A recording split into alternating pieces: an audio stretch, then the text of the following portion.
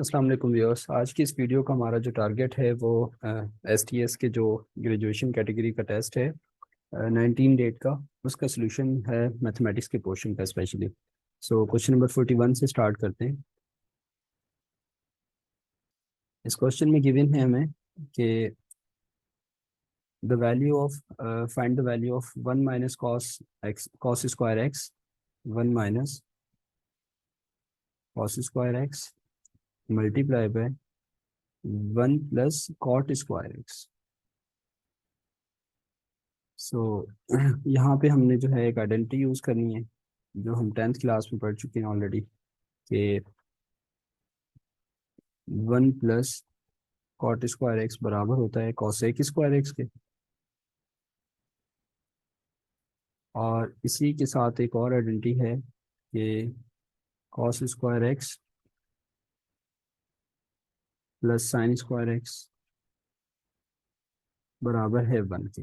अब अगर हमें 1 माइनस कॉस स्क्वायर एक्स की वैल्यू चाहिए तो हम साइन स्क्वायर को यहीं रहने देंगे और कॉस स्क्वायर वहाँ जाके माइनस हो जाएगा, 1 माइनस कॉस स्क्वायर एक्स। सो एक ये वैल्यू और दूसरी ये वैल्यू, ये दोनों की दोनों वैल्यूज हम उठा के यहाँ प्लग इन कर देंगे। सो यहाँ जब पुट करेंगे तो ये हो जाएगा sine square x multiply by 1 plus cot square x बराबर है कॉसेक स्क्वायर एक्स की। सो अब हमें ये भी पता है कि 1 अपॉन साइन जो है वो बराबर होता है साइन एक्स। एक्स यहाँ पे एंगल है बेसिकली, बराबर होता है कॉसेक एक्स के। अगर यहाँ पे स्क्वायर होगा तो यहाँ पे भी स्क्वायर हो जाएगा। सो ये वैल्यू जो है हमारे पास अगेन रिप्लेस हो जाएगी कि multiply by 1 upon sine square x की। सो अब ये साइन स्क्वायर एक्स और साइन स्क्वायर एक्स कैंसिल हो गए और यहाँ सिंपली हमें 1 मिल जाएगा।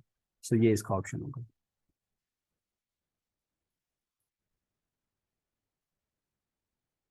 यस, क्वेश्चन नंबर 42 में जो है हमारे पास गिवन है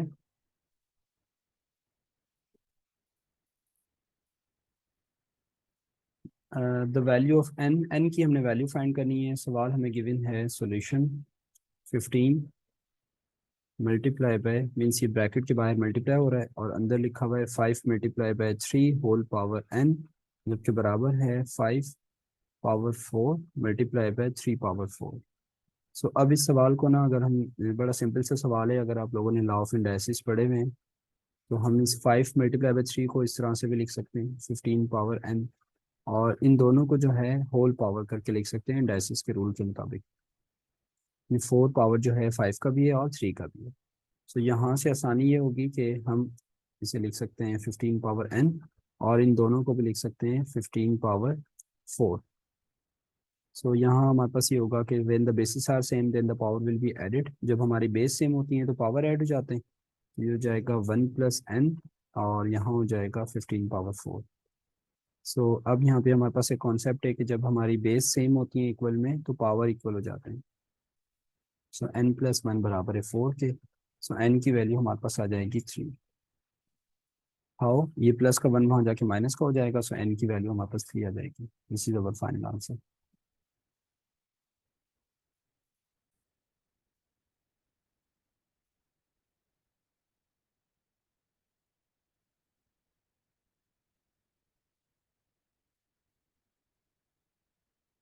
अच्छा जी, क्वेश्चन नंबर 43 है। बड़ा सिंपल सा क्वेश्चन है ये, लेकिन कंडीशन को अंडरस्टैंड कीजिएगा कि Anwar has a 6 times as much as money Meera. So let suppose पहले तो मैं अनवर को ए से शो कर देता हूँ और मीरा को मैं कैपिटल एम से शो कर देता हूँ। सो अब इक्वेशन देखिएगा कि हम कैसे बनाएंगे। Anwar has a 6 times as much money as Meera, so let x be the money कह लें या अमाउंट कह लें, कि let x be the money. X हमारे पास जो है वो पैसे हैं, money. If Anwar gives the 80 to the Meera, अगर अनवर ने जो है 80 रुपीज किसे दे दिए, मीरा को दे दिए, सो एक्स के अंदर हम 80 को क्या कर देंगे, प्लस कर देंगे। और अनवर के लिए हम कंडीशन लगाएंगे, अनवर के लिए हम कंडीशन लगाएंगे कि 6x माइनस का 80। अब 6x हम क्यों कर रहे हैं, क्योंकि यहाँ पे खुद कहा गया है कि if Anwar gives the 80 to the Meera, Anwar ने अगर 80 रुपीज़ जो है मीरा को दे दिए हैं, both have the equal amount, so according to the condition, according to condition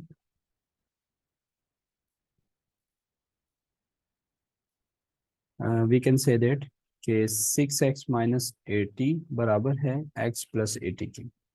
so अब ये x यहाँ के माइनस हो जाएगा और 80 वहाँ जाके प्लस हो जाएगा।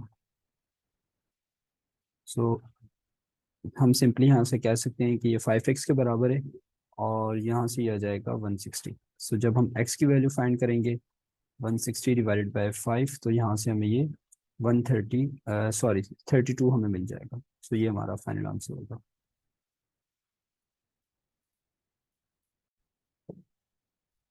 अच्छा जी, क्वेश्चन नंबर 44 है कि हमें इसमें टिक करना है कि जो फॉल्स स्टेटमेंट हो। सो सबसे पहले तो हम वन बाय वन सारी स्टेटमेंट्स को रीड करते हैं, अंडरस्टैंड करते हैं, उसके बाद फिर डिसाइड करेंगे कि इसमें से कौन सी फॉल्स है। सो एक चीज़ तो ये देख लें कि सबके लास्ट में ना हमें यहाँ पे एन नज़र आ रहा है। सो एन से मुराद ये है, एन से मुराद यहाँ पे ये है कि हमारे पास नंबर्स होंगे। कौन से नंबर्स होंगे? नेचुरल नंबर्स होंगे। एन से मुराद यहाँ पे नेचुरल नंबर्स हैं, जो भी एन है ना। तो हमें ये पता है सेट ऑफ नेचुरल नंबर के अंदर जो एलिमेंट्स होते हैं वो ये इस तरह के होते हैं, 0 1 2 3 4 and up to so on, इस तरह के नेचुरल नंबर्स होते हैं। अच्छा जी, सो ये हमारे नेचुरल नंबर्स होते हैं। सो अब कंडीशन ये है कि बाइनरी ऑपरेशन से मुराद ये है यहाँ पे कि ऐसे ऐसा एक ऑपरेशन जो कि प्लस हो, माइनस हो, डिवीजन हो या मल्टीप्लिकेशन हो, वट एवर जो भी हो। कंडीशन ये है कि अगर लेट सपोज मैं एडिशन की बात कर लेता हूँ पहले, कि अगर फर्ज करें मैं यहाँ से कोई भी दो रैंडम नंबर्स ले लूँ। अच्छा जी, ये जीरो नहीं आएगा यहाँ पे, जीरो होल नंबर में आता है, वन से स्टार्ट होते हैं, sorry for that, natural number one से स्टार्ट होते हैं। सो अगर यहाँ पे हम कोई भी दो नंबर्स ले लें यहाँ से, लेट सपोज 2 और 3। सो अगर हम इन्हें ऐड करें 2 + 3 को, जो आंसर आएगा वो भी हमारे पास क्या होना चाहिए? नेचुरल नंबर होना चाहिए। This is the binary operation simply. अच्छा जी, रैंडमली कोई भी नंबर ले लें, अगर फर्स्ट करें हमने 3 + 4 ले लिया तो यहाँ से भी हमें 7 मिल जाएगा, और ये 7 जो है वो सेट ऑफ नेचुरल नंबर में ही आएगा। सो यहाँ से मुझे नज़र आ रहा है कि विथ रिस्पेक्ट टू एडिशन जो है वो बाइनरी ऑपरेशन है। पहला पहला क्या कह रहा था कि डिवीजन जो है वो बाइनरी ऑपरेशन नहीं है, ये हमें खुद से उन्होंने बता दिया कि ये नहीं है। हम चेक कर लेते हैं कि क्यों नहीं है। ये देखें ज़रा, अगर हम 3 को 5 से डिवाइड करते हैं, 3 भी एक नेचुरल नंबर है, 5 भी एक नेचुरल नंबर है, जब इन्हें हम डिवाइड कर रहे हैं तो क्या ये नेचुरल नंबर है? जो जब हम इसे डिवाइड कर देंगे, द आंसर इज नो, ये हमारे पास नेचुरल नंबर नहीं है। तो ये भी हमारा ऑप्शन ठीक है, उन्होंने खुद से बता दिया कि नॉट बाइनरी ऑपरेशन। अच्छा जी, what about the multiplication? Multiplication में अगर हम देखें 3 को अगर हम 2 से ज़रब करें तो कितना आ जाएगा? 6, और 6 भी हमारा एक नेचुरल नंबर है। अगर हम कोई और नंबर ले लें, 3 × 5 ले लें तो ये 15 आ जाएगा, 15 भी हमारा एक नेचुरल नंबर है। सो मल्टीप्लिकेशन भी पॉसिबल है with respect to addition. Subtraction जो है उस पर फेल हो जाएगा। सब्ट्रैक्शन के अंदर क्या होगा कि अगर फर्ज करें आप 3 को 2 से माइनस कर रहे हैं तो आंसर 1 आ जाएगा, अगर आप 2 को माइनस कर रहे हैं 3 से तो आंसर -1 आ जाएगा। अब -1 जो है वो नेचुरल नंबर नहीं है, तो ये हमारा ऑप्शन होगा जो कि इस सवाल का आंसर होगा, ए इस सवाल का आंसर होगा।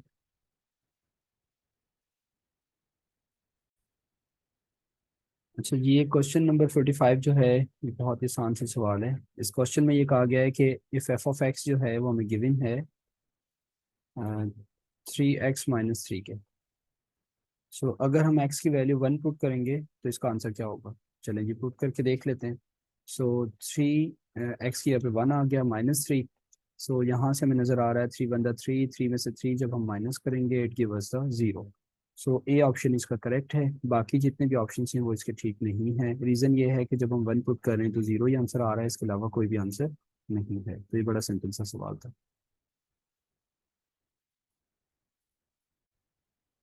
अच्छा जी, क्वेश्चन नंबर 46 है the average of 5 number is 13। अच्छा जी, सबसे पहले तो हम एवरेज का फॉर्मूला लिख लेते हैं। एवरेज का फॉर्मूला होता है एक्स बार बराबर है summation of x i's divided by the N, ये हमारे पास एवरेज का फॉर्मूला। अब ये कह रहा है कि the average of 5 number is 13। अच्छा, अगर हमें ये एवरेज गिवन हो और एन भी हमें पता हो तो हम उनका सम बता सकते हैं। कैसे बताएंगे? सिर्फ एन को वहाँ से मल्टीप्लाई कर देंगे, यहाँ डिवाइड कर रहा है वहाँ जाके मल्टीप्लाई कर रहा है तो हमें इसका सम पता चल जाएगा। तो ये सवाल देखें जरा गौर से। The average of 5 number is 13, the average of 4 of these number is 10। So fifth number की हमने एवरेज बतानी है। तो हम सबसे पहले काम करते हैं कि हम सम ऑफ 5 नंबर निकाल लेते हैं बाय यूजिंग दिस फार्मूला, और सम ऑफ 4 नंबर भी निकाल लेते हैं। तो ये इस तरह से हो जाएगा, the sum of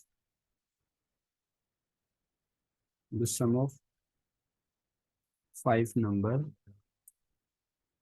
the sum of 5 number is equals to 13 multiply by the 5। सो जब हम 13 को 5 से मल्टीप्लाई करेंगे, it give us the 65। Yes, और जी यहाँ से हमें 65 मिल जाएगा। और द सम ऑफ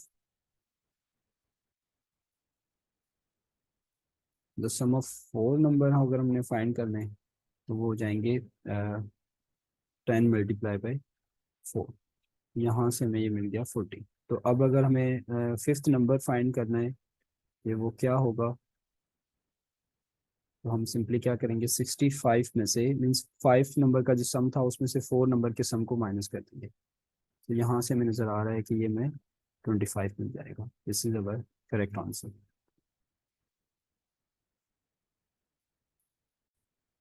अच्छा जी, सो 47 क्वेश्चन जो है काफ़ी इंटरेस्टिंग क्वेश्चन है। इसमें हमें जो गिवन है वो कह रहे हैं कि in a math test 60 problems in a 1 hour. Condition ज़रा सोचिए, देखिएगा कि हमने करना क्या है।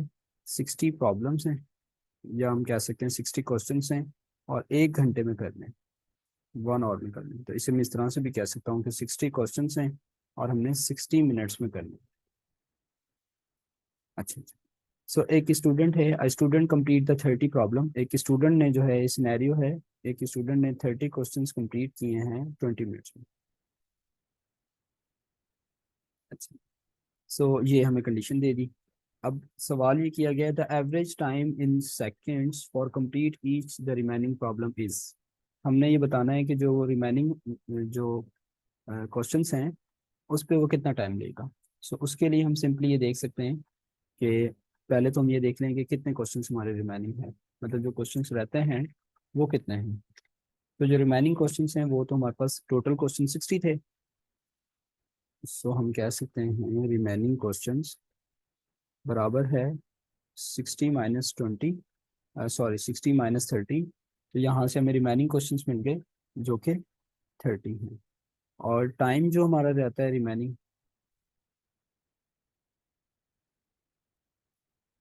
टाइम जो हमारे पास रहता है वो है 60 - 20 मिनट्स, तो वो है हमारे पास 40। लेकिन हमें सेकंड्स में जाना है, तो 40 जब हमने सेकंड्स बताने हैं, तो उसके लिए हम इसे 60 से जो है मल्टीप्लाई कर देंगे ताकि हमें सेकंड मिल जाए, और ये हो जाएंगे 240 सेकंड्स। सो यहाँ आप देखिएगा कि अगर हमारे पास 240 सेकंड्स हमें पता चल गए, और टोटल हमने जो क्वेश्चंस करने हैं वो हमने करने हैं 30, और तो हम बता सकते हैं कि ईच क्वेश्चन के लिए जो है उसे कितना टाइम लगेगा। 0 से 0 कैंसिल हो गया और ये आ जाएगा 8।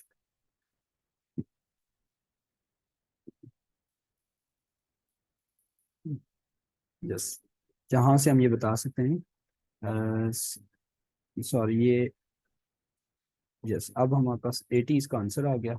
ये डबल ज़ीरो थे, तो एक ज़ीरो हमारा कैंसिल हो गया, ये डबल ज़ीरो होंगे। सो यहाँ से हमें नज़र आ गया कि 80 सेकेंड्स उसे लगेंगे ये अपना जो रिमेनिंग क्वेश्चंस हैं उनको सॉल्व करने के लिए। ईच क्वेश्चंस को सॉल्व करने के लिए 80 सेकेंड्स लगते हैं।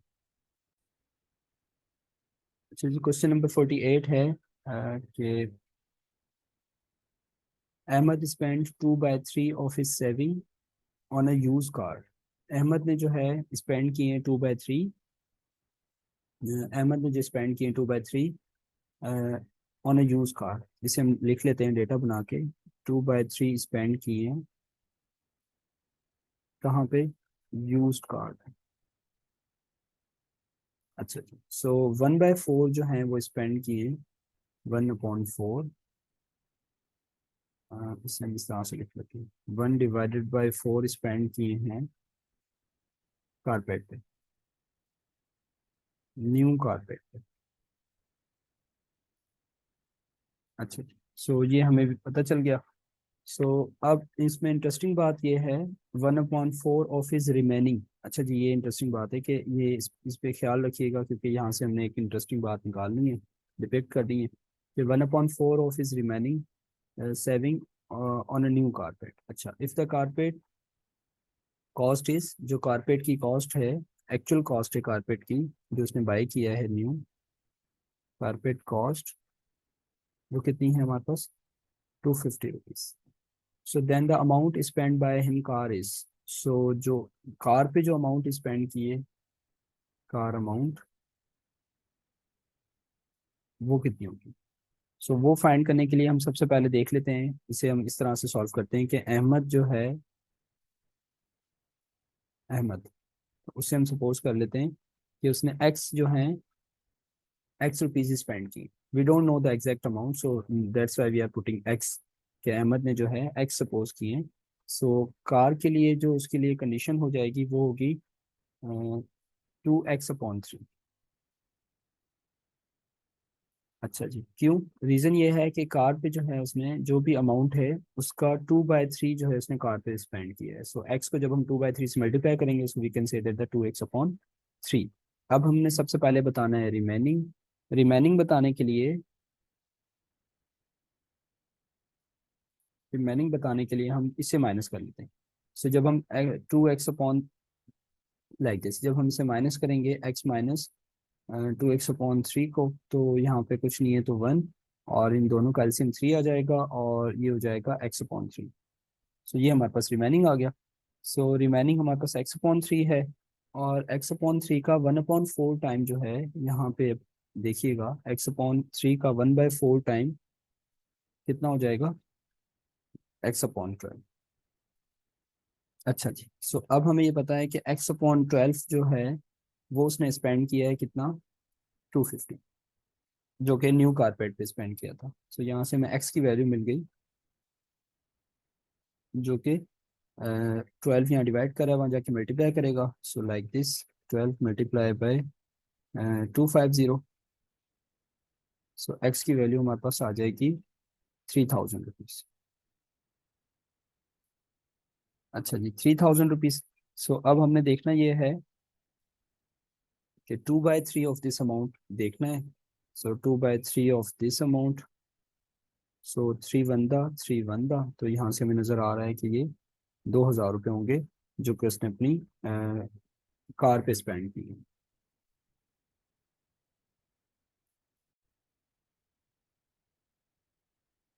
क्वेश्चन नंबर 49 जो है, इस सवाल में हमें एक आ गया है कि 15 were hired to plug a piece of land in 10 days. अच्छा जी, ये मैन और डेज वाला है रिलेशन, तो इसे हम इस तरह से लिख लेते हैं, एक साइड पे मैं मैन लिख लेता हूँ और दूसरी साइड पे मैं डेज लिख लेता हूँ। सो 15 मैन है और 10 डेज में काम कंप्लीट कर रहे हैं। To complete the same job in 3 days मोर। ठीक है जी, तो 3 दिन हमने यही काम और ज़्यादा करना है, तो अब हमें बताएं कि कितने लोग हमें और मज़ीद चाहिए होंगे। सो जाहिर है वो 15 में हम एक्स ऐड करेंगे। सो अब सबसे पहले हम ये आइडेंटिफाई करते हैं कि ये जो रिलेशन हमें गिवन है ये इन्वर्सली है या डायरेक्टली है। अब जिस साइड पे एक्स होता है हमारे पास 15 और 15 प्लस एक्स, तो ये तो ऑब्वियसली डायरेक्टली ही होगा, इस इंक्रीज हो रहा है, और यहाँ से हम अंदाज़ा लगा लेते हैं कि डायरेक्टली है या इन्वर्सली है। तो अगर आप रिलेशन देखेंगे कि 15 डेज में 15 लोग जो हैं 10 दिनों में काम कर रहे हैं, और तो जैसे लोग बढ़ेंगे 3 दिनों के लिए लोग हमें कितने चाहिए होंगे, ऑब्वियसली 15 से ज़्यादा चाहिए होंगे, तो यहाँ पे हमारा रिलेशन जो है वो इन्वर्सली है। सो अब हम इनकी इक्वेशंस लिख लेते हैं। जब हमें ये पता चल गया डायरेक्टली इन्वर्सली का, तो इक्वेशन किस तरह से लिखेंगे, इक्वेशन हम इस तरह से लिख लेंगे कि 15 plus x divided by the 15 is equals to 10/3। So just हम इसे बाई क्रॉस करके वैल्यू फाइंड कर लेंगे। 3 वन और 3 5 जो जाएगा 15 प्लस एक्स बराबर है 50 के, 5 जाके 10 से मल्टीप्लाई हो जाएगा। सो एक्स की वैल्यू अगर हमने फाइंड करनी है तो 50 माइनस 15, तो एक्स इक्वल टू कितना आ जाएगा, 35 आ जाएगा। 35 लोग हमें चाहिए होंगे। सो ये हमारे पास फाइनली इसका आंसर होगा। अच्छा, ये अगला सवाल है कि एक एजुकेशनल इंस्टीट्यूट है जो कि ट्रिप पे गई है academy to the Islamabad. The ratio of boys to the girls, जो रेशो हमें गिवन है बॉयज़ और गर्ल्स का वो 4:5 है। The number of students on a trip, जो नंबर ऑफ स्टूडेंट्स हैं किसी ट्रिप पे वो कितने होंगे। अब ये सवाल बड़ा सिंपल सा है क्योंकि इसमें हमें कंडीशन कुछ नहीं दी हुई है सच, तो ये रेशो हमें गिवन है। अब हम ये देख सकते हैं कि इन रेशो का सम जो है वो कितना होगा, वो 90 होगा, 9 होगा। अब 9 जो है वो किस नंबर को डिवाइड कर सकता है, अब जिस नंबर को 9 डिवाइड करेगा वही हमारा फाइनली आंसर होगा। सो 80 को 9 हमारा डिवाइड नहीं कर सकता, 70 को भी नहीं कर सकता, 50 को भी नहीं कर सकता, एक ही नंबर है 90 जिसे हमारा 9 डिवाइड कर सकता है, तो ये इसका आंसर होगा।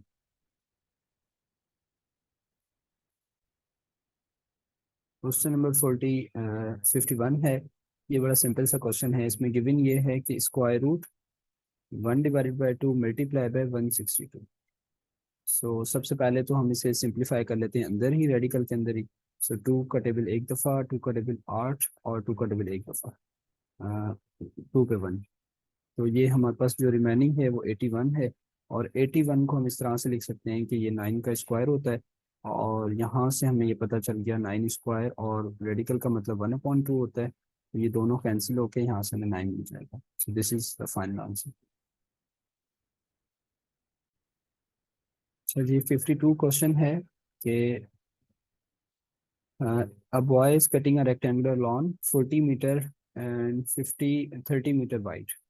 अच्छा जी, तो इससे इस तरह से हम रेक्टेंगल ड्रॉ करके भी इसे हम समझ सकते हैं कि एक हमारे पास रेक्टेंगुलर लॉन है जिसकी लेंथ जो है वो कितनी है, लेंथ है 40 फीट, और जिसकी चौड़ाई है वो है 30 फीट।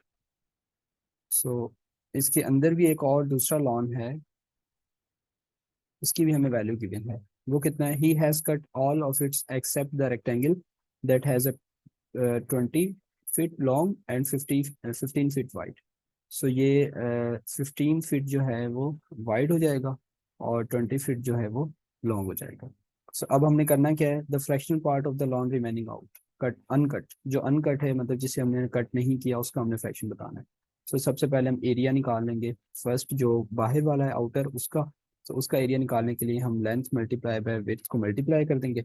सो लेंथ हमारे पास है 40 और विड्थ है हमारे पास 30 बाहर वाले के केस में, जिसे हम A1 कह रहे हैं। सो A1 जो है हमारे पास आ जाएगा 3 4 3 द 12 और ये 00।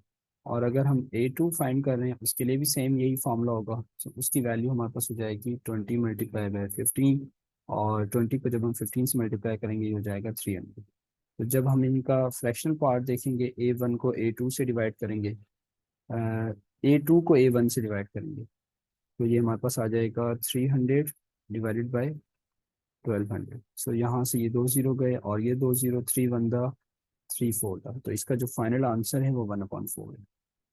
ये पार्ट है जो अनकट है, जो उन्होंने बेसिकली कट नहीं किया। नेक्स्ट हमारे पास क्वेश्चन है 53। 53 जो क्वेश्चन है इसकी डिमांड ये है कि हमने एवरेज निकालनी है even up to the 100 numbers. 100 numbers जो हमारे हैं एक से लेके मतलब एक से तो हम स्टार्ट नहीं करेंगे, हम इवन नंबर ही लेंगे। तो इवन नंबर हमारे 2 4 6 8 10 और अप टू कहाँ तक है, ये 100 तक है। अच्छा अच्छा, सो ये हमारे पास 100 तक है। अब हम ये तो हमें ज़रूर पता है कि इसमें जो टोटल नंबर्स होंगे ना वो 50 होंगे, ये हमें पता है। लेकिन हमने उनका सम फाइंड करना है, देन फिर उसकी एवरेज निकालनी है। तो एवरेज का फॉर्मूला यही होता है ना हमारे पास कि सम फाइंड कर लें एक्साइज का divided by the n. N हमें पता है कि 50 है, तो अब हमने सबसे पहले इसका सम फाइंड करना है। तो सम फाइंड करने का एक तरीका तो ये होगा कि हम 2 से लेके 100 तक जितने भी इवन नंबर हैं उन्हें लिखें और फिर उन्हें ऐड करें। एक तरीका तो ये होगा। लेकिन हमारे पास एक और फार्मूला भी है, हमने सीक्वेंसिंग सीरीज में फार्मूला पढ़ा हुआ है कि n/2 2a + n-1 × d।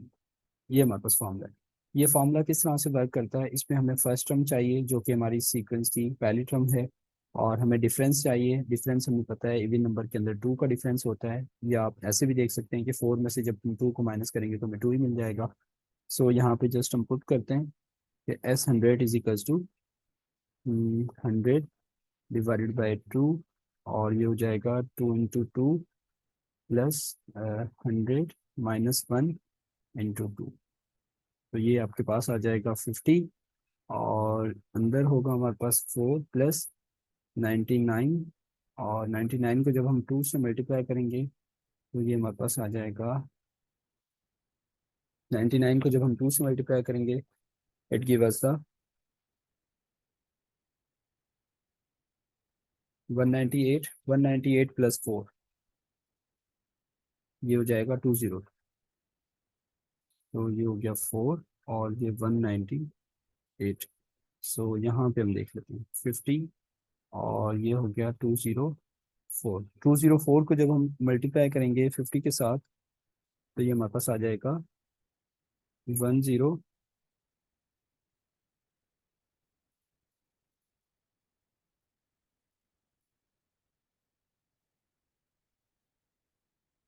Yes.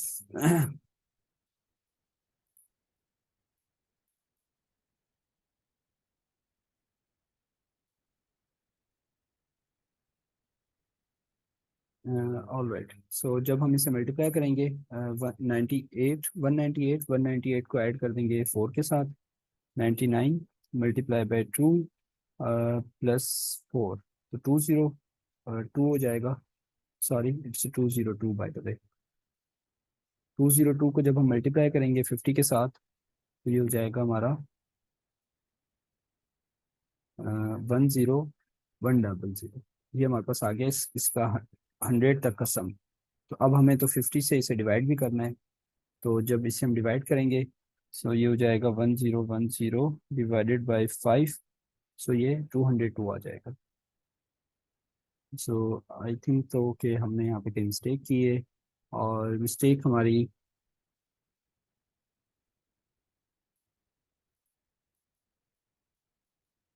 Yes, mistake हम यही ये होगी कि हमने यहाँ पे जो फॉर्मूला हमने यूज़ किया है, फॉर्मूला तो बिल्कुल ठीक है, n/2 2a plus n-1 into D.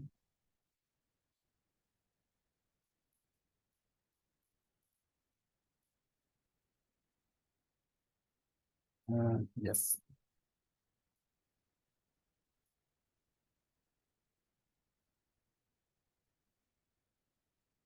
All right, 2 to the 4 है हमारे पास, और पहली टर्म हमारे पास 2 है, और ये 99 मल्टीप्लाई बाई जब 2 कर रहे हैं तो 198 आ रहा है, 198 डिवाइडेड बाई दिस नंबर। अच्छा जी, यहाँ हम मिस्टेक कर रहे हैं, सॉरी फॉर दैट, कि यहाँ पे हमारे पास 50 होगा बाय द वे, और ये 25 हो जाएगा। Sorry for inconvenience. ये हमारे पास इस तरह से कुछ हो जाएगा। जी, ये हमारे पास होगा 50, और 50 को जब हम 2 से डिवाइड करेंगे हो जाएगा 25, और 1202 को जब हम मल्टीप्लाई करेंगे 25 से, और फिर उससे जब हम 50 से डिवाइड करेंगे,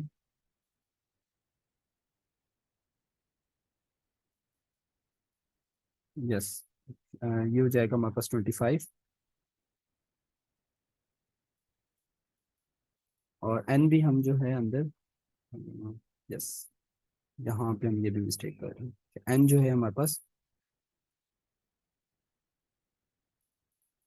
यस, ये हमारे पास होगा 50 - 1, और डी की वैल्यू है हमारे पास 2, ये हो जाएगा 49। जब हम 49 को मल्टीप्लाई करेंगे 2 के साथ,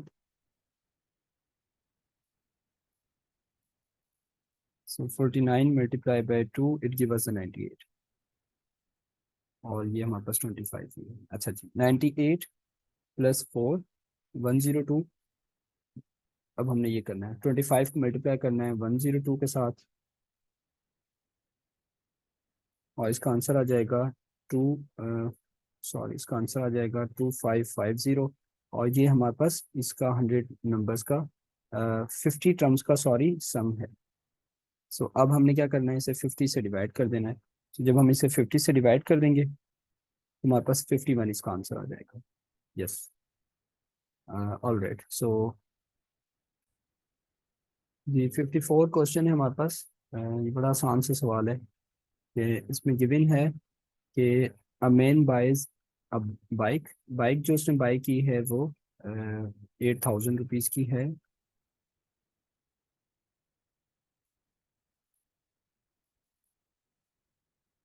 ठीक है, ये बाइक की प्राइस है हमारे पास, और जो उसने सेल की है ये एक्चुअल प्राइस है, और जो सेलिंग प्राइस है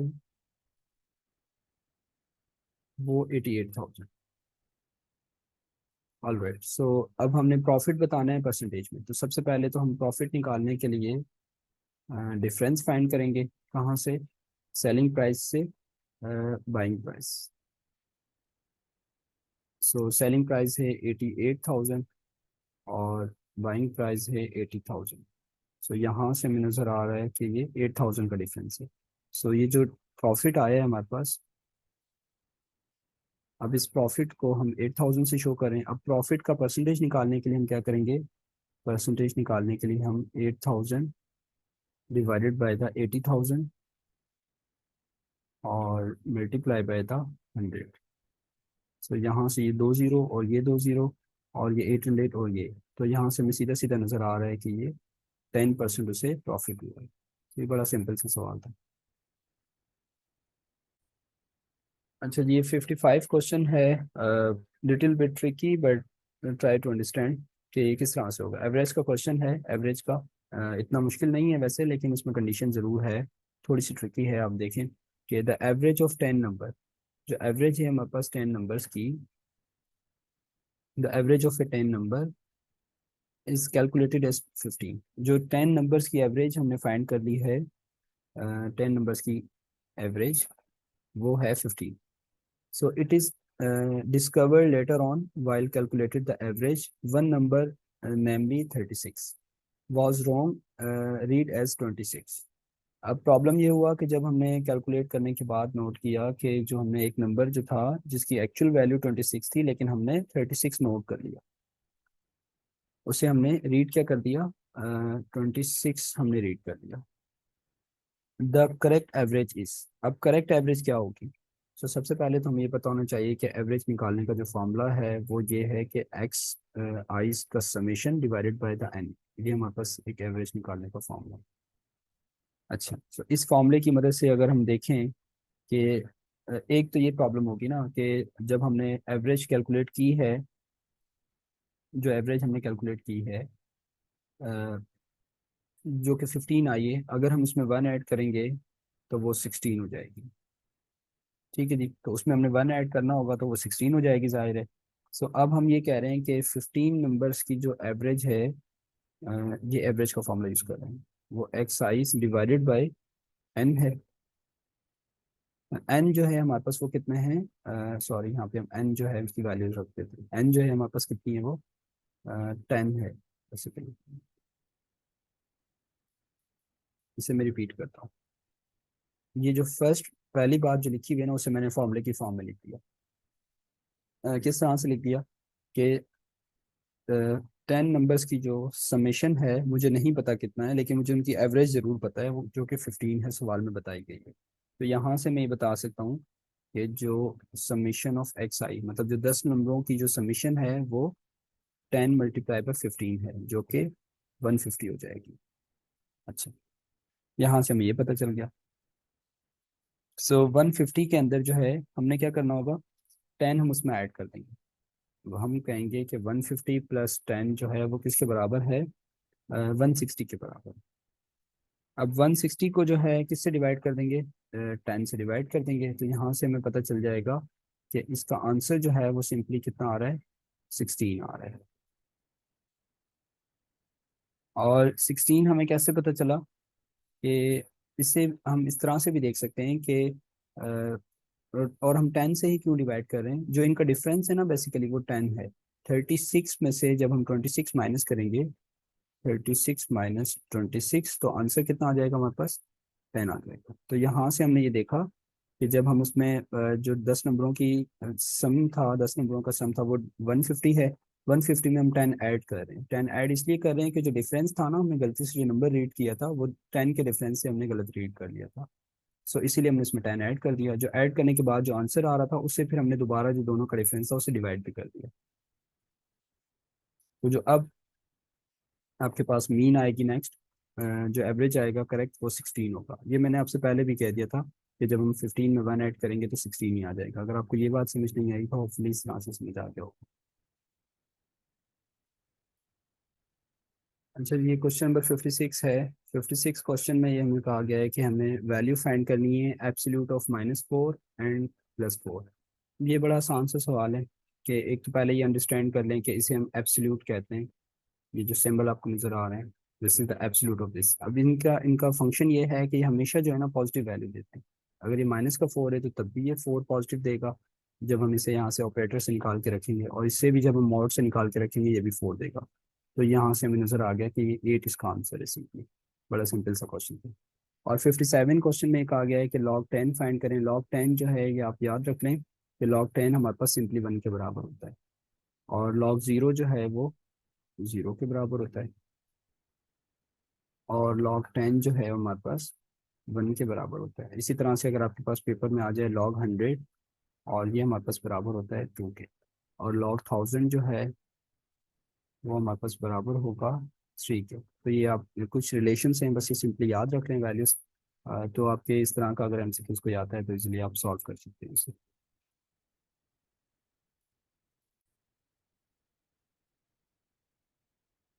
क्वेश्चन नंबर 58 है कि हमने इस इक्वेशन का ना सोल्यूशन करना है। तो इस इक्वेशन का सोल्यूशन हम इस तरह से कर लेंगे कि हमें जो इक्वेशन गिवन है वो क्वाड्रेटिक इक्वेशन है।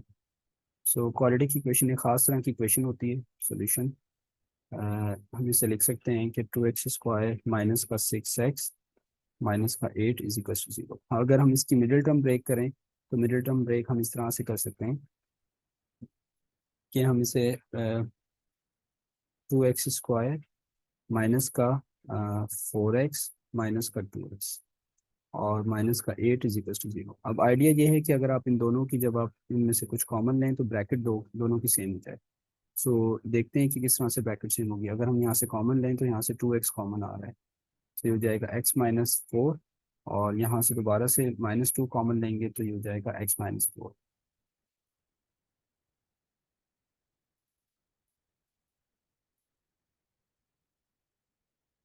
यस, x माइनस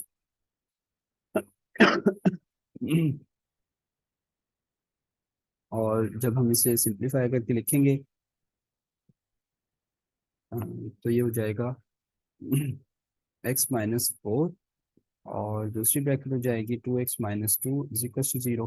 तो यहाँ से हमें नज़र आ गया x की वैल्यू एक तो आ गई हमारे पास 4, और दूसरी हमारे पास x की वैल्यू जो है -2/2। तो यहाँ से x की वैल्यू हमारे पास -1 आ जाएगी। तो ये हमारे पास फाइनली इसका आंसर होगा। अच्छा जी, ये लास्ट 2 क्वेश्चन है हमारे पास। सॉरी। सो क्वेश्चन नंबर जो 59 है, ये बड़ा आसान सा सवाल है। देखने में बहुत मॉन्स्टर सा लग रहा है लेकिन है बड़ा सिंपल सा सवाल ये। इस सवाल में करना ये है हमने कि सॉल्यूशन, सबसे पहले तो आप ये देख लें कि जो रेडिकल है ना ये सब पे चलते हुए आ रहे हैं। सो 2 to 5 जो है वो 15 का स्क्वायर होता है। 2 to 5 जो है 15 नंबर का स्क्वायर है, तो ये स्क्वायर से ये वाला रेडिकल हमारा खत्म हो जाएगा इसमें। सो ये जब खत्म हो जाएगा तो यहाँ 15 आ जाएगा। जब हम 154 के अंदर 15 को प्लस करेंगे तो वो 169 हो जाएगा। तो फिर 169 जो है वो 13 का स्क्वायर होता है, ये भी याद रख लें। सो 13 को जब हम इसके साथ ऐड करेंगे 108 के साथ, सो वो 121 हो जाएगा। 121 जो है वो 11 का स्क्वायर होता है। तो ये सब इस तरह से मतलब चलते जाएंगे। तो मैं आप लोगों को समझाने की कोशिश करता हूँ, और ये होपफुली कि समझ भी आ जाएगी बात। सो 25 है, और 108 है, एंड 54 है। अच्छा, ये सब चलते हुए आ रहे हैं रेडिकल, और 154 है, और 2 to 5 है। 2 to 5 को मैं इस तरह से लिख सकता हूँ कि ये 15 का स्क्वायर है। तो स्क्वायर से ये कैंसिल हो जाएगा। सो जो अब रिमेनिंग है वो क्या है, 10 + 25, और इसमें भी प्लस है 108, और प्लस है 154 + 15। सो 154 + 15 जो है वो हमारे पास हो जाएगा 169, और 169 जो है वो 13 का स्क्वायर है। सो यहाँ आ जाएगा 108, और यहाँ आ जाएगा 25, और यहाँ आ जाएगा 10। अच्छा अच्छा। सो ये हमारे पास इसी तरह से लिखा हुआ है कि 10 प्लस, अब ये स्क्वायर से ये दोनों कैंसिल हो गए, सो अंदर जो रह गया वो रह गया 25, और प्लस का 108 प्लस 13, 108 प्लस 13 जो है वो किसके बराबर हो जाएंगे, वो 121 हो जाएंगे, तो 121 मीन्स 11 का स्क्वायर। सो ये दोनों कैंसिल हो गए। अब इन दोनों को हम ऐड कर देंगे, 10 प्लस 25, और ये भी रेडिकल में है, +11। तो ये जब दोनों ऐड होंगे तो ये हो जाएंगे 10 प्लस के 36 का स्क्वायर। तो 36 से रेडिकल कैंसिल हो जाएगा, 6 का स्क्वायर सॉरी। सो ये हो जाएंगे 10 प्लस 6, और 10 प्लस 6 हमारे पास 16 होता है, 16 का आंसर 6 आ जाएगा हमारे पास। सो ये इसका करेक्ट करेक्ट ऑप्शन है। अच्छा जी, सो नीचे हमारे पास ये क्वेश्चन गिवन है।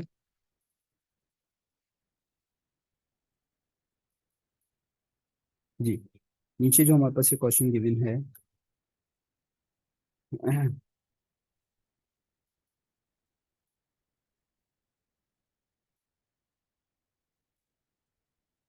इस क्वेश्चन के अंदर इंटरेस्टिंग बात यह है कि पहले तो एक कंडीशन दी हुई है कि डी जो है वो स्ट्रिक्टली ग्रेटर देन जीरो है, मीन्स डी की जो वैल्यू है वो जीरो से ग्रेटर है। अच्छा अच्छा, सो अगर डी की वैल्यू जीरो से ग्रेटर है,